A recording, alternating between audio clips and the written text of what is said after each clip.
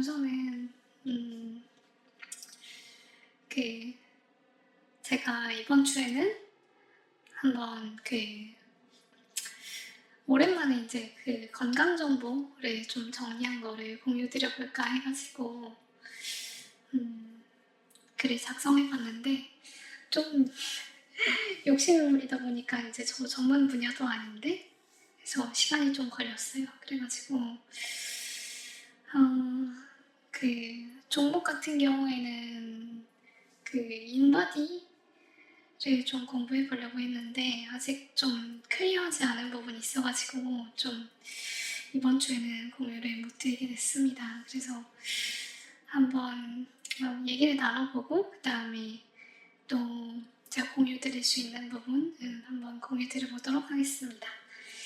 그래서 이번 주에는 오랜만에 이제 저희가 이 롱텀 옵티미제이션이 꼭 이제 투자에만 국한된 건 아니고, 이제 앞으로 우리가 긴 삶을 살아가면서 여러 가지 분야에서 이제 최적화를 잘 이뤄나가기 위한 그런 다양한 방법들을 공유하고, 그 다음에 좀 의견을 나눠보는 그런 플랫폼이잖아요. 그래서 이제 건강 정보에 대해서도 좀 제가 이제 공부하고, 그 다음에 좀 알아본 것들을 나눠보고 싶어가지고 글을 한번 써봤습니다.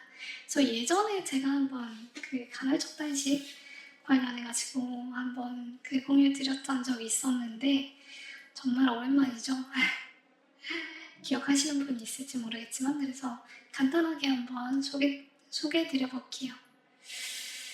그래서 제가 생각했을 때 투자 성과를 개선하기 위해서 가장 중요한 건 선택과 집중입니다. 그래서 제가 예전에 이제 정리하는 뇌라는 책에 대해서 한번 서평을 여기서 공유드려 본 적이 있고, 그게 이제 LTO 투자에 있어가지고 굉장히 중요한 부분을 차지하고 있습니다. 그래서 한번 참고해 보시고, 그 다음에 직접 한번 정리하는 뇌 책도 한번 읽어보시고, 투자자로서 이제 판단하고, 그 다음에 그에 따라서 성과를 개선하는 방법에 대해 좀 고민해 보시고, 그 결과를 카페나 아니면 다양한 카톡방 이런 데서 공유해 주시는 분이 있었으면 좋겠습니다.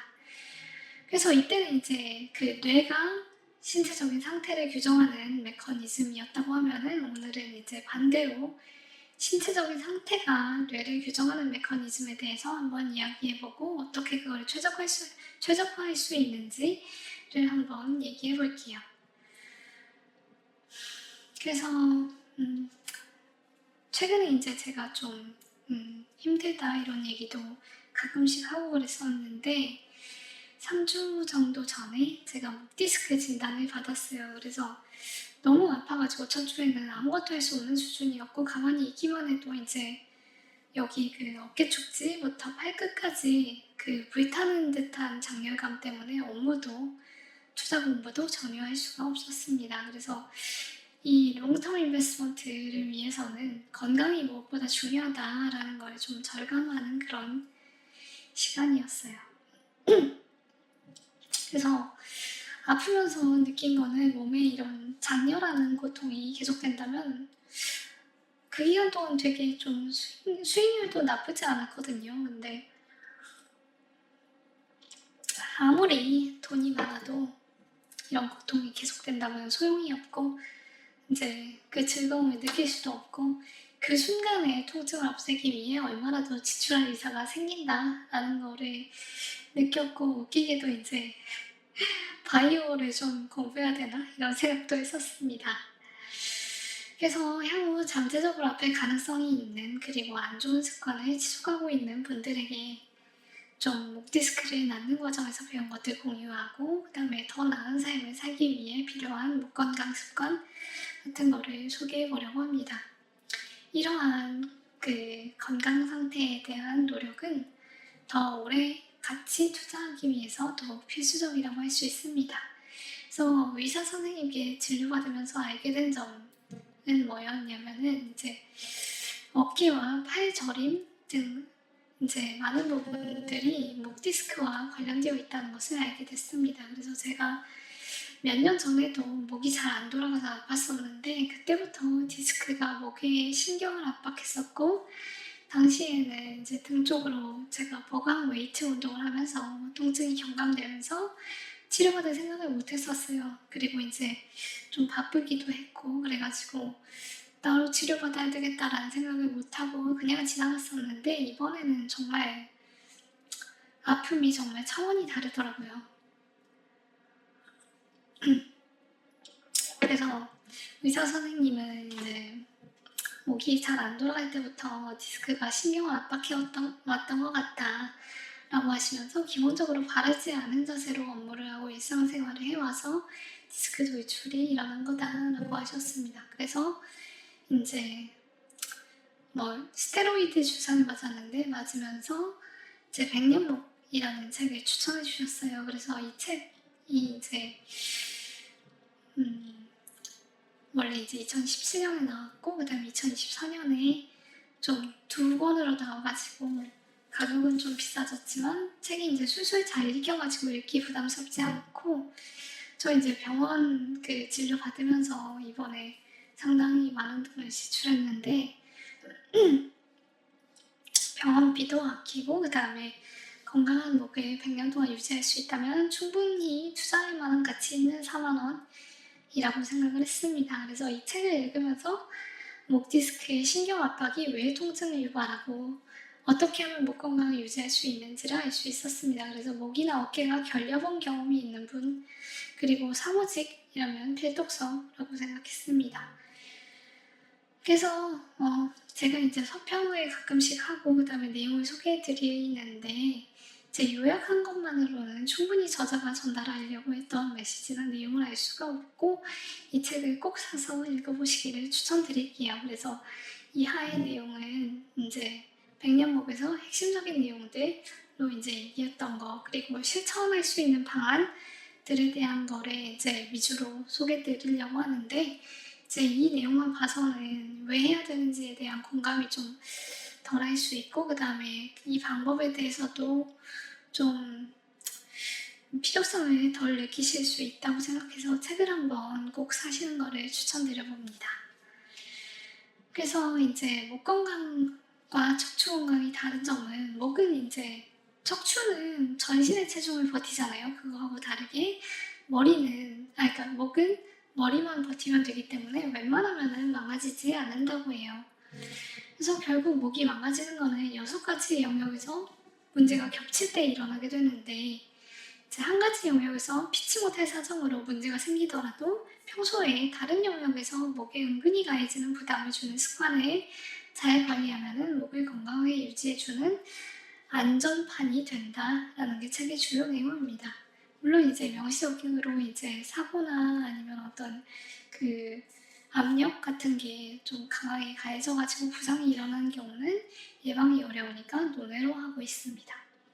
그래서 6가지 영역은 업무, 수면, 이동, 업무의 활동, 정서적 문제, 운동 이렇게 6가지 영역입니다.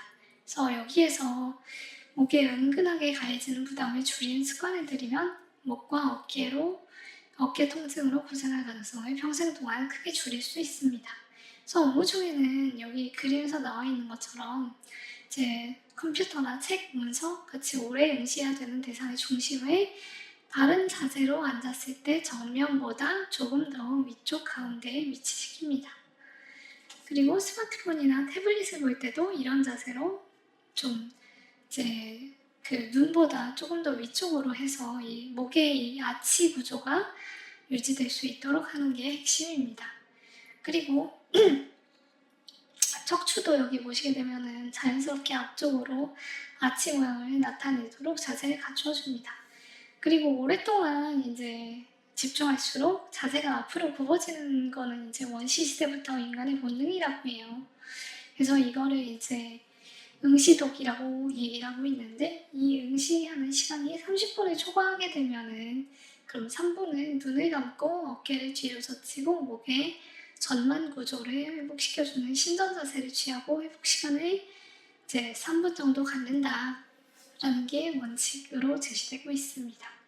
그리고 스트레스가 과도해지면은 이렇게 신전 자세를 뒤로 취하고 그 다음에 가볍게 목을 앞뒤로 끄덕인다. 그리고 수면 같은 경우에는 이제 디스크 부담을 회복시켜주는 메커니즘인데 이제 충분히 수면을 취하지 못하면은 디스크 회복이 부족해져서 그리고 이제 수면 자세가 나쁘면은 또 이제 디스크 회복이 부족해져가지고 결국 문제가 생길 수가 있으니까 최대한 바로 누운 자세를 오래 유지한다 라는 원칙을 제시하고 있습니다. 그리고 베개는 이제 목을 받쳐주고 머리는 약간 뒤로 떨어지는 형태가 가장 좋고 그 다음에 침대는 딱딱하면 목 디스크에 해롭기 때문에 바닥에서 자거나 아니면은 뭐 요새 도이 침대 이런 거 있잖아요. 그런 데서 자는 거를 최대한 지양한다. 그리고 이동 시에는 이렇게 숙이고 이동하지 않고 좋은 자세 이렇게 허리가 이제 고추서 있거나 아니면 약간 뒤로 젖혀져 있고 목도 뒤로 젖혀져 있는 이 좋은 자세를 유지한다. 배낭은 이제 가슴 앞에서 양쪽 어깨끈을 묶어가지고 무게를 분산한다. 그 다음에 이동 중 스마트폰을 위쪽에 놓고 본다.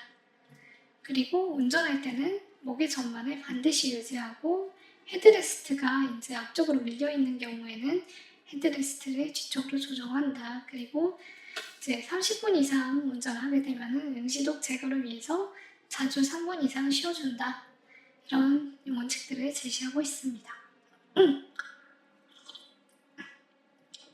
그리고 업무 외에 활동을 하실 때도 신전 자세를 최대한 자주 취하고 오래 집중하게 되면은 응시독 해소 자세를 취한다.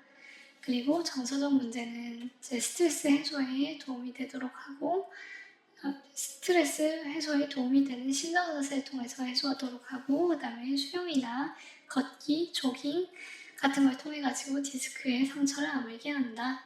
그 다음에 운동 같은 경우에는 사마라 고개를 숙이거나 꺾는 스트레칭, 목 주변 강화 운동, 턱 당기기 운동, 승모근 강화 운동 같은 거를 목이 아플 때 하지 말고 그 다음에 경추 신전 동작 이제 허리를 세우고 그 다음에 그 어깨를 젖히고 그 다음에 목을 뒤로 젖히는 이 신전 동작을 가급적이면은 이제 최대한 자주 한다. 그 다음에 뒤 윗등을 펴는 견갑골 동작, 그 다음에 양팔 뻗어 벌리기, 양손 깍지 끼고 뒤로 젖히기 이런 동작들을 최대한 많이 한다. 걷기, 달리기를 해가지고 작은 충격이 디스크에 반복적으로 가해져가지고 주변의 줄기세포를 활성화하는 걷기, 달리기를 많이 한다. 그 다음에 때와 장소를 가려가지고 틈틈이 경추 신경 동작을 취한다. 이런 원칙들을 제시하고 있습니다. 그래서 이제 다음 주에는 가능하면 백년허리를 간단히 리뷰를 해보려고 합니다. 그리고 몸의 전체적인 건강과 체력에 대해서는 이제 이 영상을 제가 봤었는데 이제 축구 선수 출신이셨는데 좀 말이 상당히 설득력 있고 이론적 근거가 탄탄했습니다. 그래가지고 꼭 한번 보시기를 추천드릴게요.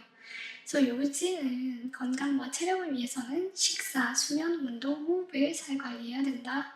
라는 내용입니다. 그래서 각각에 대해서 이제 영상에서 말하는 바와 저는 어떻게 하고 있는지를 한번 공유드려 볼게요.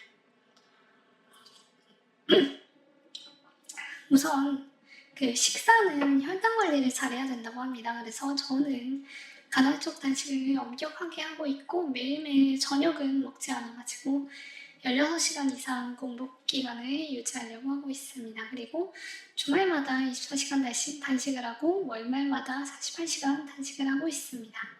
그래서 오늘도 이제 7월 마지막 주라서 지금 시간 기준으로 보면은 31시간 단식 상태고 내일까지 단식을 유지해서 이제 48시간 단식을 채우려고 하고 있습니다. 그래서 가능하면은 제가 전에 썼던 글 이 링크를 한번 보시고 간헐적 단식을 한번 실천해 보시는 걸 추천드립니다. 그리고 실제로 해보신 분은 카페에 한번 후기를 남겨주시면 감사하겠습니다. 그리고 수면 같은 경우에는 잘 자야 되는데 제가 아래에 따로 영상을 찾아본 내용을 한번 공유드려 보려고 해요. 그래서 이 영상에서 가장 와닿는 내용은 적극적으로 자야 한다라는 의지가 강할수록 잠들기 어려워진다라는 점입니다. 따라서 수면을 위한 노력은 반드시 패시브하게 습관을 개선하는 방향으로 이루어져야 된다라고 합니다. 운동 같은 경우에는 체력을 쌓는데 그리고 건강을 유지하는 데 필수적입니다. 그래서 저는 이제 취미로 하는 운동 레슨 2회, 그다음에 PT 2회를 매주 규칙적으로 받고 있습니다. 이를 통해서 몸의 순환과 근육을 유지하고 있습니다. 호흡 같은 경우에는 이제 수면과 건강을 위해서 많은 사람들이 강조하고 있는데 이제 템플스테이를 갔을 때 배워본 적이 있고 언젠가 좀 기회가 닿는다면 에티오 멤버들과 템플스테이를 같이 가면 좋을 것 같아요. 그래서 대체로 눈을 감고 몸에 집중하면서 복식 호흡을 하는 게 기본인 것 같습니다. 그리고 이 네 가지 요소들은 서로 관련되어 있다고 생각하고 그래서 이제 그 식사, 운동, 호흡 같은 경우에는 제가 이제 나름대로 실천하고 있는데 최근 이제 수면에 있어가지고는 좀 어려움을 갖고 있어요. 그래서 좀 아래 내용을 찾아보게 됐습니다. 그래서 제가 이제 그 저속노화로 유명해진 김희영 교수님이 자주 나오는 굿라이프 채널을 좀 구독을 하고 있었는데 여기에 이제 좋은 내용이 올라와가지고 공유 드립니다. 그래서 수면 시간을 4시간으로 제한하면 인슐린 민감도가 25% 감소했다라는 실험 결과가 있고 이렇게 되면 이제 식단 관리도 큰 의미가 없게 되겠죠. 그러면 이제 혈당 조절에 문제가 생기고 혈당 변동폭도 증가하고 염증 수치가 크게 증가해가지고 이제 그 수면 문제가 대사 시스템 전반에 문제를 발생시킵니다. 그래서 6시간 이하를 자거나 아니면 2회 이상 깨는 경우에 당화 혈색소 수치가 나쁘다라는 연구 결과도 있다고 합니다. 그래서 2회 이상 깨는 경우 몸은 여전히 긴장 상태에 있어가지고 충분한 휴식을 취하지 못한다라고 합니다. 그래서 수면을 잘하기 위한 행동 지침을 이제 4가지 정도로 제시하고 있는데 그에 대해서 한번 공유 드려볼게요. 그래서 수면 시간과 기상 시간은 일정하게 유지돼야 되고 주말에 몰아자는 거 같은 경우에는 매주 해외여행을 다녀온 것처럼 몸에 무리를 준다고 합니다. 그리고 제가 제일 못하는 게 이제 자기 전 1시간 동안 전자기기 사용을 제한하는 건데 블루라이트가 멜라토닌 분비를 억제하고 그 다음에 자연스러운 졸림 신호가 오지 않게 된다. 라는 점에서 이제 전자기기 사용을 제한해야 된다고 합니다. 그리고 자기 전 스마트폰 사용이 길수록 공복 혈당 수치가 높고 인슐린 저항성이 증가한다라는 연구 결과도 있다고 합니다. 그래서 이제 스마트폰 사용 습관이 잠들기까지 오래 걸리거나 아니면 자는 도중에 자주 깨는 그런 원인이 될 수 있다고 합니다. 그래서 좋은 습관을 들여야 되는데 심호흡을 하고 자기 전에 심호흡을 하고 따뜻한 물을 복용하고 그 다음에 복부 보온을 이제 유지하는 게 좀 굉장히 중요하다라고 합니다. 여기 복용이 아니라 샤워네요. 그래서 복식호흡을 하게 되면은 이제 부교감 신경을 활성화하게 되고 그 다음에 따뜻한 물 샤워를 하게 되면은 심부 체온 감소로 이제 뇌에 잘 시간이라는 신호를 주게 된다. 그 다음에 자기 전에 배를 따뜻하게 해주면은 몸의 긴장이 해소되고 멜라토닌 분비와 수면 진입에 도움이 된다라고 합니다. 그래서 이제 멜라토닌을 이제 많이 복용하는 분들이 있는데 이거는 신호 물질이기 때문에 좀 단순히 잠이 안 와가지고 먹는 경우에는 기대 효과가 그렇게 크지 않고 여행이나 교대 근무 같이 이제 좀 그 수면 시점이 좀 맞지 않아가지고 수면 신호가 교란된 경우에는 효과가 좋지만 이제 계속해서 잠을 자기 어려운 그런 경우에는 좀 기대한 효과가 나오지 않을 수 있다라고 하고 있습니다. 그래서 잠이 안 오면은 글라이신하고 마그네슘을 같이 섭취해보는 게 좋다고 하고 이거는 이제 제가 주문을 했는데 다음 주부터 해가지고 계속해서 복용을 해보고 경과를 한번 공유 드려보도록 하겠습니다. 그래서 이제 다음 주부터는 좀 잠들기 전에 1시간 동안 TV, PC, 스마트폰 같은 전자기기를 보지 않고 심호흡과 복부 보온을 하고 그 다음에 글라이신하고 마그네슘을 섭취해보고 경과를 공유해보도록 하겠습니다. LTO 멤버분들도 언급된 건강상, 그러니까 오늘 언급했던 건강상 문제가 있었던 분들께서 소개한 지침들을 적용해 보시고 그 다음에 댓글 또는 카페를 통해서 결과를 공유해 주시면은 좀 사례가 축적되고 검증하는 좋은 방안이 될 수 있다고 생각을 했습니다. 그래서 이 정도로 한번 공유를 마쳐보고 한 1분 정도 쉬었다가 이제 에티어 마지막 7월 마지막 주 리뷰를 해보도록 하겠습니다. 그동안에 이제 Q&A 작성해 주시고 1분 뒤에 뵙도록 하겠습니다.